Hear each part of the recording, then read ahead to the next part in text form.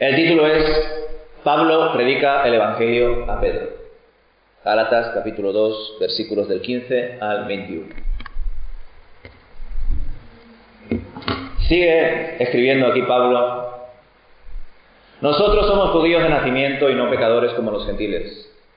Sabemos que ninguna persona es justificada por las obras de la ley, sino por la fe de Jesucristo.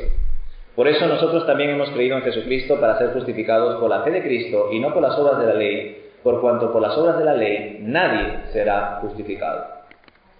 Ahora bien, si al buscar ser justificados en Cristo, también nosotros resultamos ser pecadores, ¿quiere eso decir que Cristo está al servicio del pecado? De ninguna manera. Porque si las mismas cosas que destruí las vuelvo a edificar, demuestro que yo soy el culpable.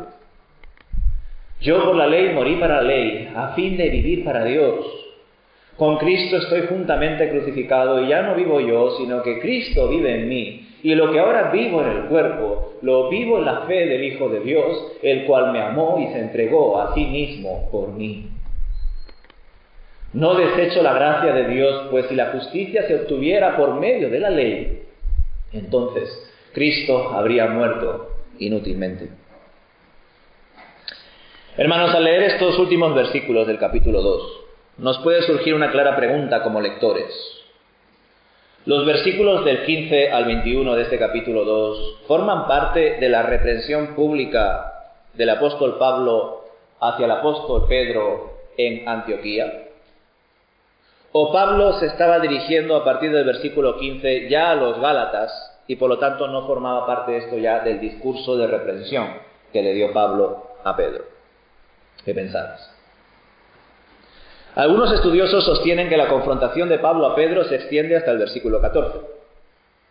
Por lo tanto, esto que os acabo de leer, según ellos, Pablo no se lo dijo a Pedro, sino que después de lo que recoge de lo que le dijo a Pedro, esto se lo está diciendo a los Gálatas. Otros creen que es hasta el versículo 16 lo que le está diciendo Pablo a Pedro en Antioquía en esa reprensión pública. Y otros hasta el versículo 21. Ahora bien, lo que está claro es que estos versículos contienen el punto central de la carta del apóstol a los Gálatas, el cual es que los cristianos son justificados solamente por la fe en Jesucristo, y esto es así tanto para cristianos judíos como para cristianos gentiles. En vuestro caso, hermanos, por el título de este mensaje podéis deducir que pertenezco a aquel grupo de lectores que considera que estos versículos del 15 al 21 forman parte de la exhortación pública que Pablo compartió con Pedro en Antioquía. Y con ello, lo que hizo Pablo fue predicarle el Evangelio a Pedro, lo cual fue un ejercicio de humildad hacia el apóstol Pedro y también debería ser un ejercicio de humildad para nosotros. Pensadlo, por más años que tengamos en el Señor, por más veces que hayamos predicado y enseñado la palabra de Dios, y por más estudios y experiencia y títulos que tengamos, siempre es importante recordar y escuchar el Evangelio de Cristo. Pues el Evangelio nos transforma día a día. El Evangelio nos da fuerzas para seguir con la buena batalla. El Evangelio es poder de Dios para salvación, tanto para aquellos que están experimentando la salvación, como para aquellos que aún no conocen al Señor y Salvador, Jesucristo. Por supuesto, el apóstol Pablo también empleó esta exhortación a Pedro para compartirla con los Gálatas, para que ellos también reflexionasen y considerasen cómo están sus iglesias y en especial sus corazones. Además, en las iglesias de Galacia habría tanto judíos como gentiles. Y que el apóstol Pablo comience el versículo 15 diciendo: nosotros, judíos de nacimiento, o en otras versiones, nosotros, judíos por naturaleza, es un claro indicativo de que Pablo estaba haciendo referencia a Pedro y a él mismo, porque los dos eran judíos, y no a los Gálatas y a él, ya que en Galacia, en las iglesias de Galacia, habrían tanto gentiles como judíos. Ahora bien, aquí tampoco Pablo está despreciando a los gentiles, ¿no? Porque podría parecer eso, ¿no? Nosotros, judíos de nacimiento y no pecadores de entre los gentiles, ¿no? Podría sonar como una especie de desprecio hacia ellos, pero lo que sucede es que el apóstol tampoco está insinuando que los judíos no sean pecadores de nacimiento, sino que aquí está apuntando con esta expresión al hecho de que los judíos tenían la ley, disfrutaban de la revelación de Dios y de los privilegios espirituales por haber sido pueblo escogido del Señor. Y por lo tanto, deberían tener aún más presente que la justificación ante Dios no se puede obtener por las obras, sino solo por la fe. Sin embargo, la realidad de las iglesias en este momento pues era complicada, las iglesias de Galacia en especial. Varios de los judíos que conocían bien la ley y que habían recibido el Evangelio de Cristo se resistían a dejar de lado las prácticas y tradiciones judías. Y no solamente eso, sino que veían con celo que los gentiles fuesen añadidos a la iglesia y no se esforzasen por adaptarse también al judaísmo, cuando ellos llevaban toda su vida guardando la ley de Moisés. Aunque yo pondría entre paréntesis, intentando guardar la ley.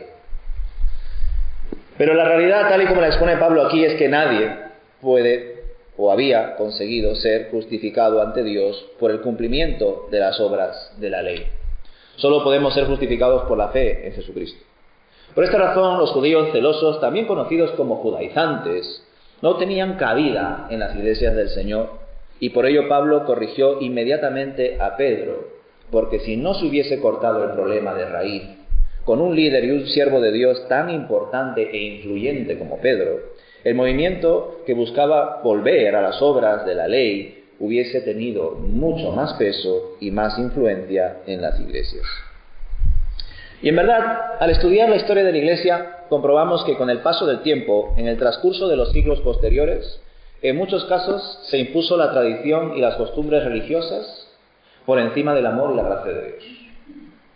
Primero con los judaizantes y luego con sectas religiosas y, por supuesto, durante muchos siglos, con el catolicismo romano y toda su imposición, incluso a la fuerza. Es más, desgraciadamente, hoy en día, en varias iglesias evangélicas del mundo se observan estas actitudes legalistas y religiosas. Comunidades donde ciertas familias, ciertos pastores, ciertos apellidos, ciertas denominaciones o ciertos ritos buscan imponerse por encima de todos, creyendo que la iglesia les pertenece a ciertos hermanos más que a otros, cuando en verdad la iglesia solo le pertenece a Dios. Y Dios es quien gestiona su gracia y sus bendiciones según su santa voluntad. Desde luego, en su perfecta soberanía, Dios permite que pasen muchas cosas hoy en día en el mundo. Y también en las iglesias que forman parte de su iglesia, o que al menos aparenta formar parte de ella. Esto es así para que se manifieste quiénes son los hijos de Dios y quiénes son los hijos del diablo. Pues en definitiva, en medio de tanta falsedad, engaños y manipulaciones, está en mayor o menor medida la obra del diablo, hermanos. Y esto el Señor, claro que lo sabe. Y es el mismo Señor que permite que en el campo crezca tanto el trigo como la cizaña. Dios no la quita. Habrá un día para quitarla, pero por ahora no. Y Dios permite que eso sea así, precisamente para que se manifiesten los hijos de Dios y se manifiesten los hijos del diablo. Desde luego, cada individuo que peca es responsable de su pecado, hermanos. Ya creo que os lo he comentado alguna vez. Hay creyentes que piensan que la culpa la tiene el diablo. Fue el diablo quien lo hizo en mí. Fue el diablo quien me tentó. Fue el diablo quien me usó. O en algunos casos, fue esa persona quien me manipuló. Y desde luego que las personas que manipulan, el mismo diablo que tienta y ataca, tienen su culpa. Pero nosotros, al dejarnos tentar, al dejarnos manipular, también somos culpables. Y una de las mayores culpabilidades que existe en la Iglesia es que aún hoy el pueblo de Dios perece en buena parte por falta de conocimiento. Y por falta de conocimiento a veces surgen manipulaciones, imposiciones, engaños y reglas que parecen ser como una ley de Moisés, entre comillas, renovada. Y no debería ser así, hermanos. No deberíamos volver a repetir la misma historia. Desde luego, en medio de tanta maldad, depravación, cada pecador debe saber que es responsable de su pecado y a su vez, como no, a menudo el maligno se sirve de la maldad del ser humano para también hacer de las suyas. Él tiene claro que si quiere vencer, tiene que dividir. Así funciona, es su estrategia del diablo. Y para dividirnos tiene que hacernos dudar primero de nuestra relación con Dios. Porque si lo hace, pues nos hará sentir que estamos fuera del Señor, que hemos perdido nuestra salvación, o que quizá no es suficiente nuestra fe y debemos de hacer algo más. Y todo ello, hermanos, nos afecta muchísimo. ¿Y por qué Satanás quiere separarnos de Dios? Porque Satanás conoce la palabra. E incluso fue capaz de usar la palabra para tentar al mismo Jesús. ¿Qué cosas no hará Satanás con nosotros si le permitimos que lo haga? Y por ello Satanás sabe que separados de Cristo nada podemos hacer. Y es por ello que una de sus mayores estrategias es hacernos creer que estamos lejos de Dios. Y quién sabe si de algún modo el enemigo también influyó en Pedro en este momento, ¿verdad?, para que actuase de esta forma hipócrita. A los que no habéis estado el domingo pasado, por dar contexto, lo voy a recordar rápidamente. Pablo llegó a Antioquía y vio a Pedro comportarse de una manera cuando estaban los gentiles, comer con ellos, comportarse casi como gentil. Y cuando llegaron los judíos de Jerusalén, compañeros de Santiago o Jacobo, líder de Jerusalén, Pedro se asustó, tuvo miedo y dejó a un lado a los gentiles y se acercó a los judíos. Es decir, Pedro fue hipócrita porque cuando estaba con uno se comportaba de una manera y cuando estaba con otros se comportaba de otra. ¿Quién sabe si también el enemigo le tentó para ser así, hermanos? Porque los que estamos al frente del resto, los que lideramos, los que predicamos, los que enseñamos, tenemos una doble labor. No solamente prepararnos y llenarnos del Señor y de su palabra para predicar y enseñar, sino también guardar nuestro testimonio. No vaya a ser que nuestro testimonio contradiga lo que compartimos y decimos. Y eso sería de tropiezo para muchos. Y se supone que cuando una persona es llamada por el Señor para liderar, para enseñar, es para ser de bendición, no para ser de tropiezo. Y en este momento Pedro estaba siendo de tropiezo. Y por ello, qué bueno que Pedro tuvo un hermano como Pablo, que tuvo el valor de corregirle en ese momento. Esto también lo comenté el domingo pasado. Los mejores compañeros, los mejores amigos, los familiares que son más de bendición en nuestra vida, hermanos, son los que nos dicen la verdad. En amor, por supuesto. No para avergonzarnos, no para señalarnos, no para apartarnos o creerse ellos superiores respecto a nosotros, sino aquellos que nos dicen la verdad y nos corrigen en amor, porque de esa manera nos ayudan a vivir como conviene. Así que ojalá tengamos también en nuestro haber, en nuestro entorno, en nuestro círculo, personas como Pablo en este sentido, ¿verdad?, que si nos ven cometer una falta tan grave como la que estaba cometiendo Pedro, nos corrija en amor. Gracias a Dios, en este momento el Espíritu le dio sabiduría a Pablo para detectar estos ataques del diablo que buscaban dinamitar la obra misionera que se había realizado hasta ese momento. Y como sabéis, la exhortación pública de Pablo no solo tuvo repercusión sobre Pedro y los presentes, sino también, como es evidente, esta exhortación también fue importante de recoger, redactar y compartir para los Gálatas, al igual que es importante también para nosotros. Porque aquí hay muchas lecciones, hermanos, que hemos visto ya el domingo pasado y que seguiremos viendo hoy. Será precisamente estudiando cartas como esta, hermanos, cuando seremos capaces de identificar imposiciones legalistas o manipulaciones del Evangelio que solo buscan meter miedo y cargas que nadie puede sobrellevar. Y que solo nos alejan del amor de Dios y de su perdón en Cristo Jesús por medio de la fe.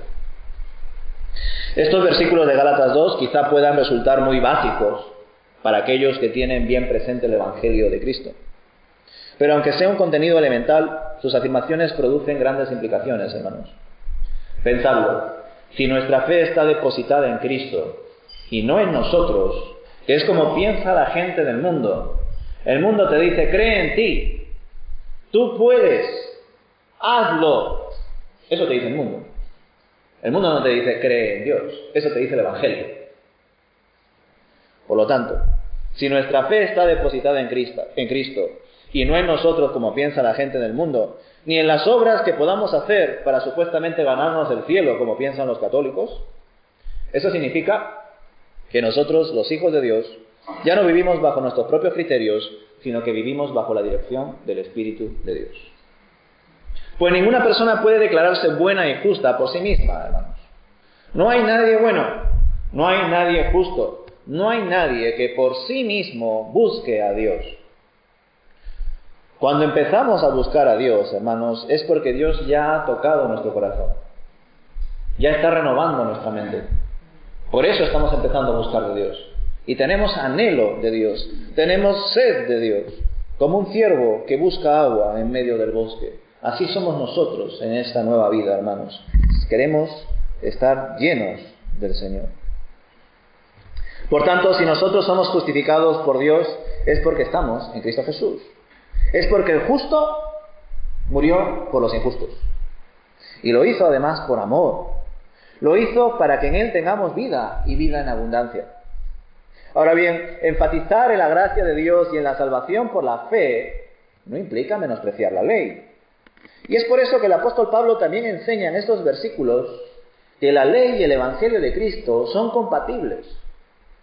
Esto es así primeramente porque la ley en sí no es mala, no es pecaminosa, sino que más bien es un tutor en nuestra vida.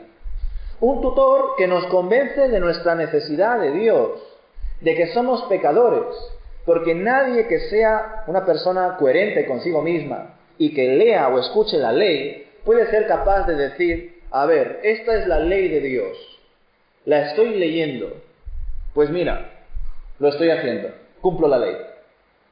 El que diga que cumple la ley es mentiroso, porque nadie en sus propias fuerzas puede ser bueno y justo. Solo Cristo lo fue y lo es. Y es por eso que en Cristo Jesús somos justificados. En Cristo Jesús, el justo que murió por los injustos, en Él solamente hay salvación. Sin embargo, las personas que recibieron la ley, en vez de entender que la ley apuntaba a Cristo, o como mínimo, que la ley apuntaba a la necesidad de Dios, porque Señor, ¿quién puede cumplir esta ley que tú nos has dado? Desgraciadamente, eso no fue uno de los mayores ruegos que hicieron los judíos, sino más bien, nosotros guardamos la ley, los gentiles también tienen que guardarla. Eso fue lo que surgió en los tiempos de Pablo, haciendo doble mentira. Primero, los judíos durante siglos no han sido capaces de guardar la ley ni una sola vez. Y por lo tanto, si los judíos durante siglos no han podido guardar la ley, habiendo recibido la revelación de Dios desde hace siglos y siglos, ¿cómo pretendéis que los gentiles, que recién acaban de recibir el Evangelio, que es poder de Dios para salvación, tengan que guardar la ley que vosotros no habéis guardado? Sois hipócritas si pensáis eso. Y a su vez, no sois conscientes de lo que es la ley. Porque la ley, hermanos, nos muestra que necesitamos de Dios. Y que por lo tanto debemos de ir más allá de la ley, porque somos pecadores, estamos muertos espiritualmente, y por ello la ley apunta al Evangelio. Necesitamos el Evangelio. Y el Evangelio no nos lleva tampoco a incumplir la ley. Eso también sería un error. ¿Os imagináis? Desgraciadamente algunas iglesias y algunos creyentes han caído en esa idea. Como la salvación es por gracia, por medio de la fe y no por obras, pues yo voy a creer en Jesús, pero no me voy a preocupar por andar en aquellas buenas obras que Dios preparó de antemano para que anduviésemos en ellas. ¿Para qué? Si soy salvo. Parece que el Evangelio me dice que yo no tengo que hacer buenas obras para ir al cielo, sino que voy al cielo por la gracia de Dios, por medio de la fe. Entonces, ¿para qué me voy a afanar a hacer buenas obras? ¿Para qué me voy a poner a esforzarme a amar al prójimo? Si es que eso es terrible, es horrible. Es cansado amar al prójimo y soportarlo con su forma de ser, tolerar las consecuencias que hay por juntarse con estas personas y no con otras.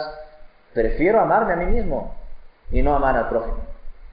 Desgraciadamente hay personas que no lo expresan así, pero viven así, hermanos. Han entendido equivocadamente el Evangelio. Piensan que el Evangelio es un talón donde tú pones lo que tú quieras y ya está, Dios te lo da. O peor aún, que el Evangelio es yo voy a vivir la vida como yo quiero y cuando ya esté viejo ahí agonizando en el hospital, ahí ya digo, tengo fe en ti, Señor, me arrepiento y ya, entro al cielo. Hay gente que piensa que el Evangelio es eso. Y no es eso el Evangelio, hermanos. Vivir la nueva vida que nos ha dado Cristo Jesús por medio de la fe implica hacerlo en el momento en el cual se nos predica el Evangelio para que vivamos conforme al propósito y la voluntad de Dios. Y no decir, me parece muy interesante este Evangelio que me estás compartiendo. Dímelo cuando tengas 60 años y ahí ya veré qué hago. Eso es un necio, hermanos. Está pensando que va a vivir primeramente hasta los 60 años. ¿Quién sabe si va a vivir incluso esta tarde? Ninguno de vosotros, ni yo. Si vivimos esta tarde y seguimos respirando esta tarde es por la gracia de Dios. Por lo tanto, ¿cómo hablar así, hermanos? ¿Cómo vivir así? Pues desgraciadamente hay personas que piensan que las cosas son así, hermanos, y han abusado de la gracia de Dios y están abusando de la gracia de Dios.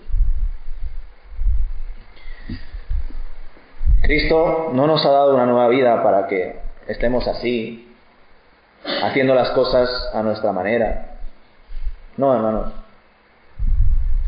Él ha pagado por cada uno de nuestros pecados, y no solamente eso, sino que lo ha recibido en sí mismo. Él fue obediente hasta la muerte y muerte de cruz, y experimentó el castigo de Dios, la ira de Dios, que nosotros merecíamos recibir, hermanos. Y todo eso lo hizo por amor. En consecuencia, nosotros, sabiendo esto, debemos vivir esta nueva vida entendiendo que ya no vivimos nosotros. Que nosotros hemos muerto a nosotros mismos hace tiempo por el pecado. Nuestro yo está crucificado junto con Cristo. Nos hemos negado a nosotros mismos porque solo de esa manera podemos seguir a Cristo. Solo negando a nosotros mismos, tomando nuestra cruz, solo así podemos seguir. No hay otra forma. Y por supuesto, todo esto no es ni una enseñanza mía ni una enseñanza de Pablo. El mismo Jesús lo dijo. Pablo solo apunta al centro del Evangelio para que Pedro lo vuelva a recordar. Y apunta a ello para que se tenga en cuenta una y otra vez la importancia de vivir en Cristo y entender que ahora es Él quien vive en nosotros. Y qué bueno saber que cuando leemos la palabra de Dios y concretamente lo que enseñó el Señor Jesús, nos damos cuenta de que Él en ningún momento ocultó nada. El Señor Jesús les habló claro a sus discípulos en muchas ocasiones. Y si no, fijaos en lo que dijo en Mateo capítulo 16, versículos del 21 al 26. Un texto donde ciertamente Pedro es exhortado también aquí, pero con ello también será instruido de cara al futuro. Ya sabéis, cada uno aprende a su ritmo, y Pedro tenía un carácter complicado, o al menos eso se cree. Pero aún así aprendió también con el paso del tiempo. Ya sabéis, hay personas más testarudas, ¿verdad? Personas más tercas, más cabezotas. Hay otras que cuando les dices aquello que deben de hacer, aprenden rápido. Pero hay otros que necesitan pasar por periodos de prueba y error, para ojalá en algún momento aprender. Pues parece que Pedro era uno de ellos. Y aún así, Jesús quiso ponerlo al frente de los demás.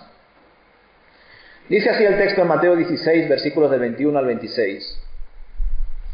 Desde aquel momento comenzó Jesús a declarar a sus discípulos que le era necesario ir a Jerusalén y padecer mucho a manos de los ancianos, de los principales sacerdotes y de los escribas, y ser muerto y resucitar al tercer día. Pedro, tomándole aparte, comenzó a reprenderlo diciendo: Señor, ten compasión de ti mismo, que no te suceda eso jamás. Jesús se volvió y le reprendió: Quítate de delante de mí, Satanás, me eres tropiezo, porque no pones la mira en las cosas de Dios, sino en las cosas humanas. Entonces Jesús dijo a sus discípulos: Si alguien quiere seguirme, niéguese a sí mismo, tome su cruz y sígame. Porque todo el que quiera salvar su vida la perderá, y todo el que pierda su vida por causa de mí la hallará.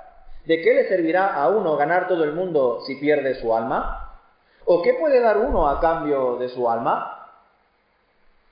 Cuando entendemos, hermanos, que el sentido de la vida es conocer a Dios y a quien Él ha enviado, a Jesucristo, todo lo demás pasa a un segundo plano. Solo Cristo es importante, todo lo demás o es desechado porque no tiene valor delante de esta nueva vida en el Señor, o gira en torno a Él. Como puede ser nuestro tiempo, nuestra vida, nuestra familia, todo lo que el Señor nos permite tener, ya no para nosotros mismos, porque ya no vivimos nosotros mismos, sino para el reino de Dios y su justicia. Eso también es muy importante. Cuando nacemos de nuevo, cuando creemos en Jesús, cuando recibimos su Espíritu, cuando tenemos esa fe en Él, ya no vivimos nosotros, vive Cristo en nosotros. Y por lo tanto, todo lo que hacemos, que tiene que ver con nuestra vida, nuestro tiempo, nuestra familia, todo lo que el Señor nos permita tener, todo ello debe girar en torno a Él y debe funcionar, debe realizarse para su reino y su justicia. Y llegados a este punto, hermanos, debemos pensar en conclusiones y aplicaciones para nuestra vida acerca de este momento en el cual Pablo predica el Evangelio a Pedro, y también ver cómo Pedro pasó por diferentes situaciones en las que fue instruido y donde también cometió algunos errores. Fijaos, el apóstol Pedro conoció al Señor Jesús desde el comienzo de su ministerio. Estuvo con él algo más de 3 años y escuchó prácticamente todos sus discursos una y otra vez. Vio casi todos sus milagros, señales y prodigios. Aún así, en un momento dado, Pedro persuadió a Jesús para que velase por su propia vida, que es el texto que os he leído anteriormente. No entendiendo con ello que la misión del Señor era dar su vida por nosotros y que la ley y los profetas apuntaban a ello. Es más, la misma exhortación que le dice Jesús a Pedro, se la podría haber dicho Pablo a Pedro también. Porque aparte de decirle Jesús a Pedro, apártate de mí, Satanás, le dice que pone los ojos en las cosas que no son de Dios. ¿Y qué hizo Pedro cuando estaba con los gentiles y de repente vinieron los judíos y se apartó y se comportó de otra manera? Pues poner los ojos en sí mismo, en los hombres y no en Dios. Es decir, cometió el mismo error que vemos aquí en este primer punto de Pedro hablando con Jesús. Más adelante, cuando Jesús fue traicionado, arrestado y condenado a muerte, Pedro, por temor a las represalias, otra vez, por miedo a los hombres, por verse a sí mismo y no a Dios, llegó a negar a Jesús 3 veces. Tal y además como lo predijo el Señor en su momento. Pero aún con todo eso, y más errores que habrá cometido por cuanto era un pecador, al igual que nosotros, sabemos también que luego, tras morir y resucitar nuestro Señor Jesús, Pedro fue restaurado por Él. En Juan capítulo 21 lo podéis ver. Le dice el Señor: Pedro, apacienta a mis ovejas. Y 3 veces le preguntó primero si le amaba. Pedro, ¿me amas? Precisamente para restaurarle de sus 3 negaciones, comentan muchos teólogos.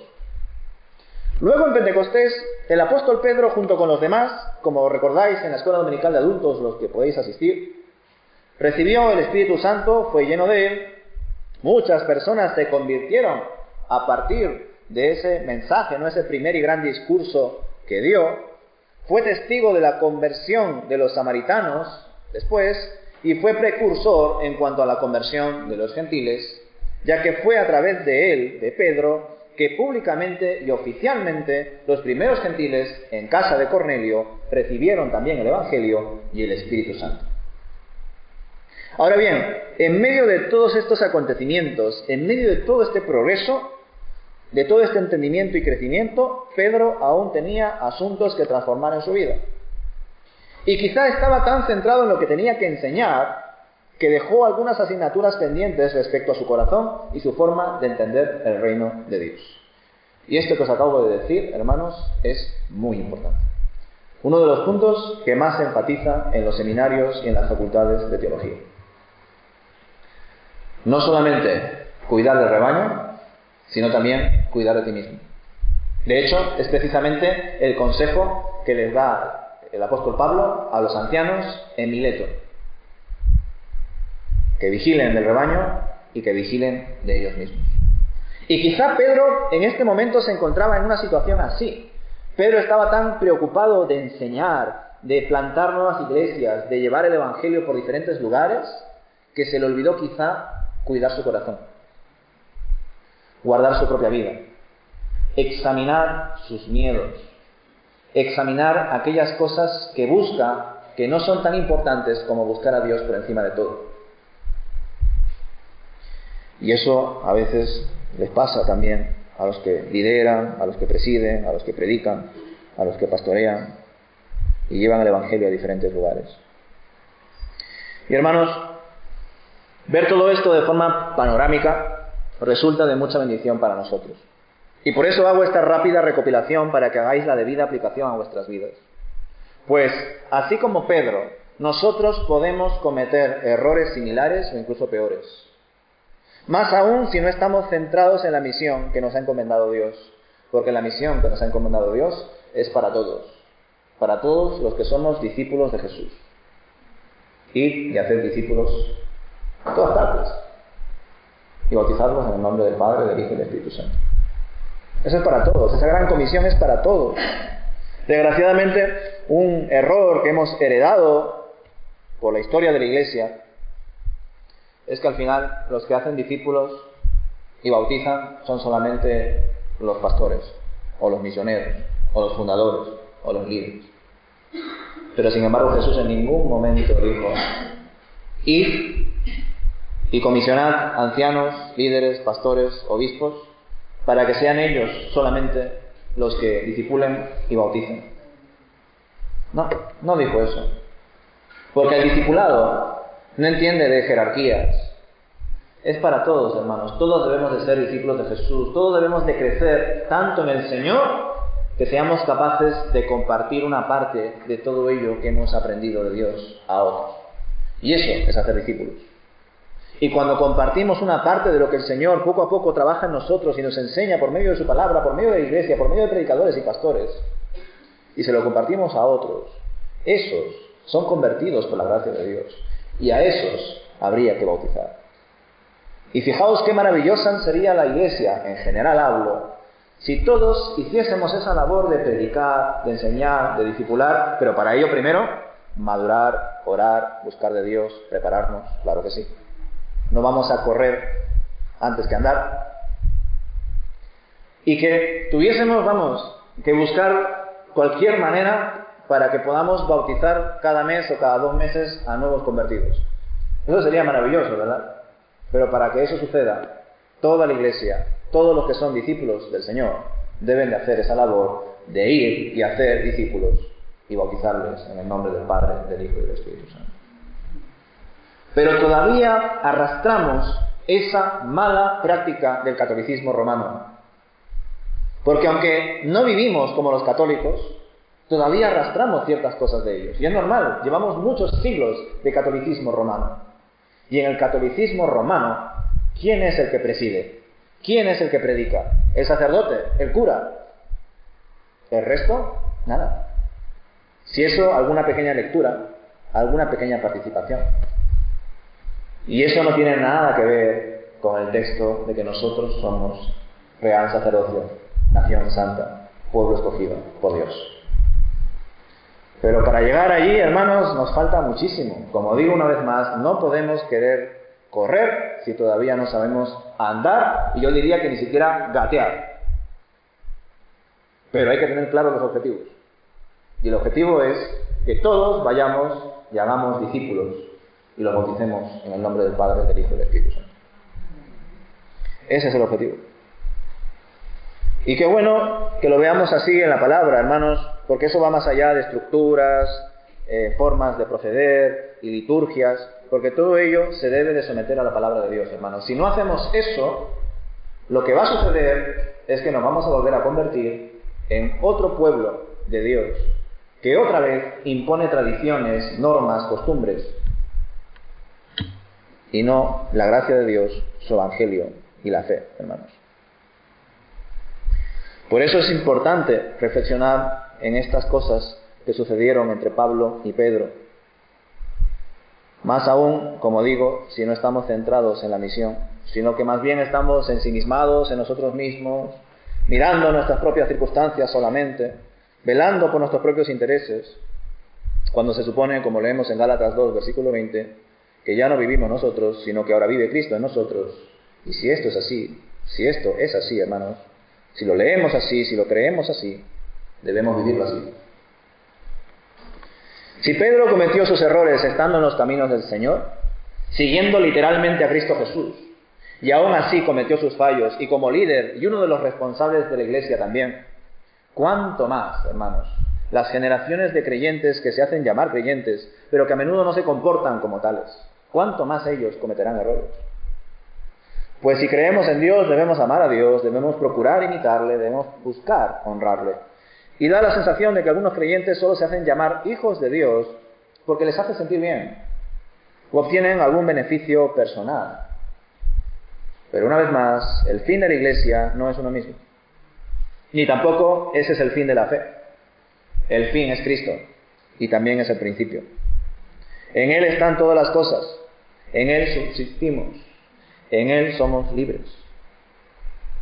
Por supuesto, hermanos, acabando con esta reflexión, que nadie piense que el apóstol Pedro fue una persona que estaba todo el rato cometiendo errores en este momento. Es decir, Pedro aquí era más maduro que cuando caminaba con Jesús, pero seguía cometiendo errores, como nosotros. Que ya sea que tengamos 50 años en el Señor o 5, seguiremos cometiendo errores. Pero nuestra madurez en el Señor nos ayudará a cometer menos, pero seguiremos cometiendo. Y por otro lado, tampoco quiero que os quedéis con la idea de que Pablo fue perfecto, porque claro, Pablo corrigió a Pedro, entonces Pablo seguro que era mucho mejor que Pedro. De ninguna manera, hermanos. No podemos quedarnos con eso. De hecho, el propio Pablo era consciente de su pecado. Él mismo lo reconocía. Lo podéis leer en Romanos capítulo 7. Para mí este capítulo 7 de Romanos es casi una confesión de pecado por parte de Pablo.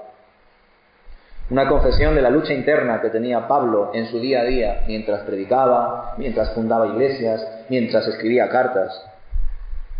Ahora bien, este mensaje que os comparto hoy no consiste tampoco en una mera crítica a los errores de Pedro o a los errores de Pablo. Sería terrible un mensaje así, hermanos, que nadie se quede con esa idea. Porque además es muy fácil hacer eso, hermanos. Tenemos mucha información de la vida de Pablo y de Pedro, y específicamente de sus errores. ¿Os imagináis que existieran cartas o libros donde se compartieran también nuestros errores? Así como los errores que ha tenido Pedro, por ejemplo. ¿Cuántas páginas creéis que serían en total si existiesen cartas o libros donde aparecen nuestros errores en la vida, en la iglesia, en nuestro día a día? Quizá más páginas de las que tiene una Biblia, ¿verdad? Yo diría que sí, porque como digo, somos pecadores. Y eso nos debe avergonzar. Pero a su vez, creemos en un Dios misericordioso, lleno de amor y de gracia.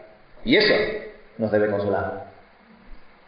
Y os digo todas estas cosas porque también considero que hoy en día las iglesias evangélicas ya no tienen judaizantes. Al menos no en su mayoría, pues sí es cierto que hay iglesias que tienen, vamos a decir, demasiada simpatía por el judaísmo y sus tradiciones, y hablan más de los siervos, reyes y profetas del Antiguo Testamento que del propio Cristo. Pero dejando a un lado esos casos, sí observo que varias iglesias han caído en nuevas imposiciones, en nuevas costumbres y tradiciones, y eso igualmente hace daño a aquellos que buscan estar más cerca de Cristo. Huid, hermanos, o no escuchéis discursos que promuevan el miedo y la condenación si no cumples con ciertas normas, porque eso es casi como volver a la ley o reinventarla.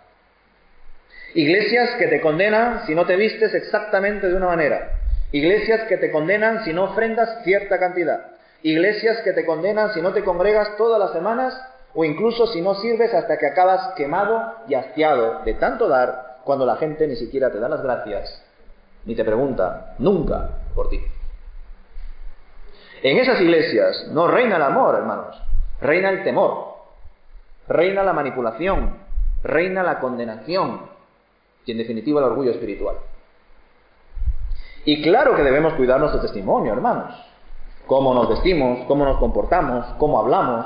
Claro que debemos congregarnos y hacerlo siempre que podamos, salvo aquellos momentos que estemos enfermos o que estemos fuera. Claro que debemos ayudar en la misión, ofrendar, ayudar y servir en aquellos ministerios donde hacen falta personas que ayuden. Claro que sí. Pero todas esas cosas que se supone que se hacen para el Señor, se deben de hacer en amor. No por miedo, no por presión social, no por obtener algo a cambio, porque nosotros ya lo tenemos todo en Cristo Jesús. Y por lo tanto, todo lo que damos ahora, no lo damos para obtener algo, lo damos porque ya lo tenemos todo. Y esa es la gran diferencia, hermanos. No damos por manipulación o por planificación de, mira, si doy esto seguro que el hermano o este me da lo otro, y claro, por interés. Eso no es, hermanos, la nueva vida y la nueva fe que Dios nos ha dado. Eso es otra cosa. El Señor no funciona así, su iglesia no debe de funcionar así. Fijaos, otro discurso es que si no haces estas cosas, cumplir con estas normas, Dios te va a castigar. Pero, si las haces, Dios te va a bendecir. Estas iglesias también te venden esto. Si haces esto que te estoy diciendo que lo tienes que hacer de esta manera, Dios te va a bendecir si lo haces. Si no lo haces, Dios te va a castigar. Van a venir enfermedades, maldiciones y problemas para tu vida si no haces eso. Qué terribles son esos púlpitos donde se escuchan estos mensajes, hermanos. Mensajes de condenación. Mensajes antibíblicos.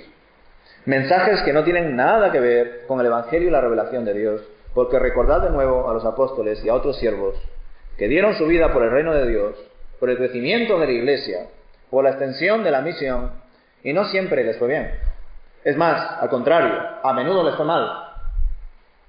Y no creáis que estos solamente se congregaban el primer día de la semana. Ellos estaban constantemente congregándose, alabando, adorando, reflexionando en la palabra y predicándolo día a día. Era su estilo de vida. Y aún así, lo pasaron muy mal, hermanos.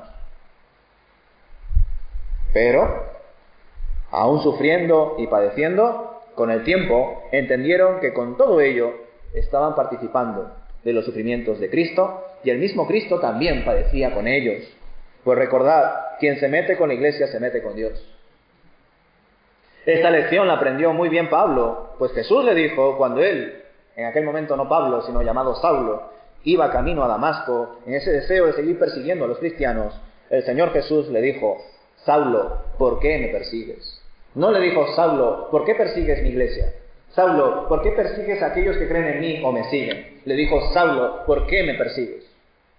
Es decir, cuando un hijo de Dios sufre por predicar y vivir la palabra de Dios, Cristo sufre con nosotros, hermanos. Sufre con su iglesia. Es decir, los padecimientos de Cristo todavía continúan en un sentido hasta que Él vuelva y se acabe todo, hermanos. Y por lo tanto no estamos solos.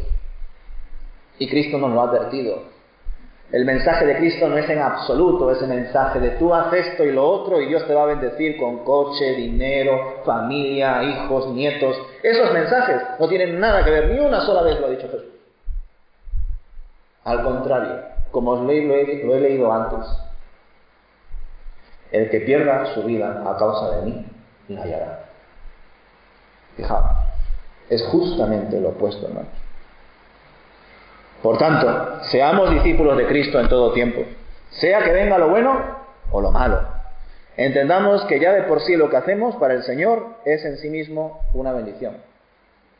Y por lo tanto, no hagamos las cosas por temor, sino más bien por amor. Porque Cristo se ha dado primero. Y ahora nos toca darnos a nosotros. De gracia hemos recibido, demos de gracia. Ese es el Evangelio, hermanos. Que el Señor os bendiga.